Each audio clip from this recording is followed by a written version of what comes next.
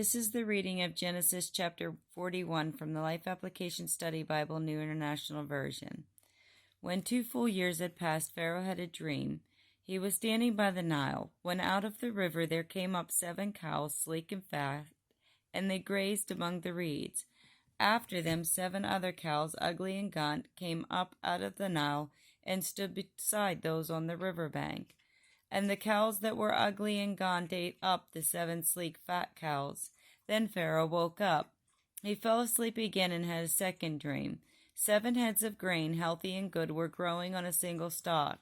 After them 7 other heads of grain sprouted, thin and scorched by the east wind. The thin heads of grain swallowed up the 7 healthy full heads. Then Pharaoh woke up. It had been a dream. In the morning his mind was troubled, so he sent for all his magicians and wise men of Egypt.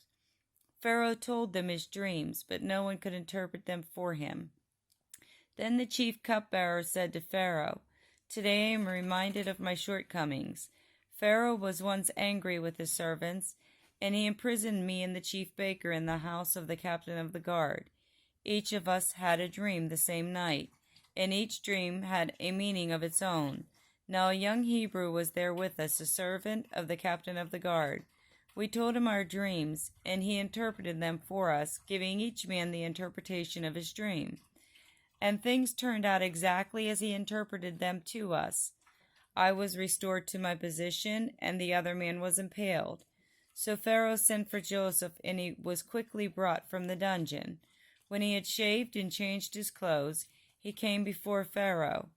Pharaoh said to Joseph, "I had a dream, and no one can interpret it, but I have heard it said of you that when you hear a dream, you can interpret it." "I cannot do it," Joseph replied to Pharaoh, "but God will give Pharaoh the answer he desires." Then Pharaoh said to Joseph, "In my dream, I was standing on the bank of the Nile, when out of the river there came up 7 cows fat and sleek, and they grazed among the reeds. After them 7 other cows came up, scrawny and very ugly and lean. I had never seen such ugly cows in all the land of Egypt. The lean, ugly cows ate up the 7 fat cows that came up first, but even after they ate them, no one could tell that they had done so. They looked just as ugly as before. Then I woke up. In my dream, I saw 7 heads of grain, full and good, growing on a single stalk. After them 7 other heads sprouted, withered and thin and scorched by the east wind. The thin heads of grain swallowed up the 7 good heads. I told this to the magicians, but none of them could explain it to me. Then Joseph said to Pharaoh, "The dreams of Pharaoh are one and the same. God has revealed to Pharaoh what he is about to do. The 7 good cows are 7 years, and the 7 good heads of grain are 7 years. It is one and the same dream. The 7 lean, ugly cows that came up afterwards are 7 years, and so are the 7 worthless heads of grain scorched by the east wind. They are 7 years of famine. It is just as I said to Pharaoh. God has shown Pharaoh what he is about to do. 7 years of great abundance are coming throughout the land of Egypt, but 7 years of famine will follow them. Then all the abundance in Egypt will be forgotten, and the famine will ravage the land. The abundance in the land will not be remembered, because the famine that follows it will be so severe. The reason the dream was given to Pharaoh in 2 forms is that the matter has been firmly decided by God, and God will do it soon. And now let Pharaoh look for a discerning and wise man and put him in charge of the land of Egypt. Let Pharaoh appoint commissioners over the land to take 1/5 off the harvest of Egypt during the 7 years of abundance.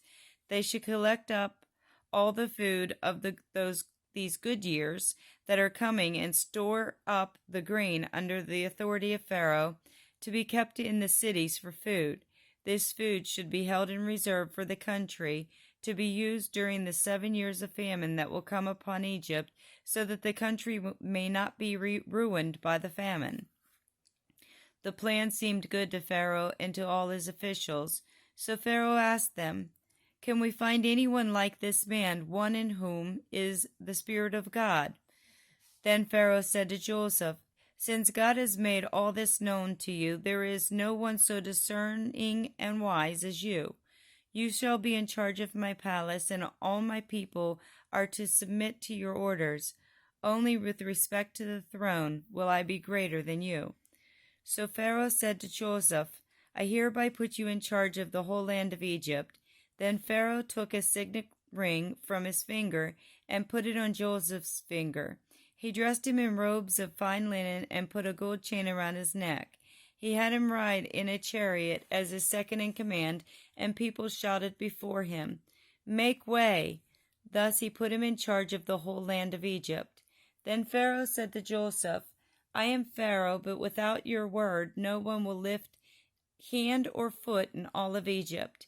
Pharaoh gave Joseph the name of Zaphenath-Paneah, and gave him Asenath, daughter of Potiphera, priest of On, to be his wife. And Joseph went throughout the land of Egypt. Joseph was 30 years old when he entered the service of Pharaoh, king of Egypt. And Joseph went out from Pharaoh's presence and traveled throughout Egypt. During these 7 years of abundance, the land produced plentifully. Joseph collected all the food produced in those 7 years of abundance in Egypt and stored it in the cities. In each city, he put the food grown in the fields surrounding it. Joseph stored up huge quantities of grain, like the sand of the sea. It was so much that he stopped keeping records because it was beyond measure.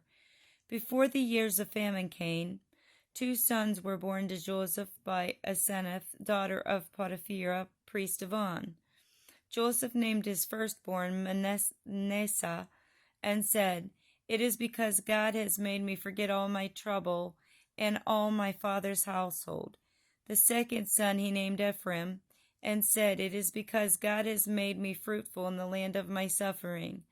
The 7 years of abundance in Egypt came to an end, and the 7 years of famine began, just as Joseph had said. There was famine in all the other lands, but in the whole land of Egypt there was food. When all Egypt began to feel the famine, the people cried to Pharaoh for food. Then Pharaoh told all the Egyptians, "Go to Joseph and do what he tells you." When the famine had spread over the whole country, Joseph opened all the storehouses and sold grain to the Egyptians, for the famine was severe throughout Egypt, and all the world came to Egypt to buy grain from Joseph because the famine was severe everywhere.